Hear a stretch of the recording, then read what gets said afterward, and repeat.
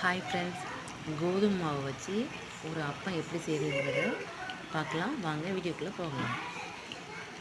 வீட்டில் இருக்க கோதுமை மாவு எப்போவுமே நம்ம சப்பாத்தி போடுறதுக்காண்டி கோதுமை மாவு வச்சுருப்போங்க. அந்த கோதுமை மாவில் அப்பம் செஞ்சிட்ருக்கேங்க. இந்த அப்பம் எப்படி செய்யணும்னு பார்த்தீங்கன்னா, நல்லா வீட்டில் பழுத்த வாழைப்பழம் இருந்துச்சுன்னா அதை தூர போட்டுறாதீங்க.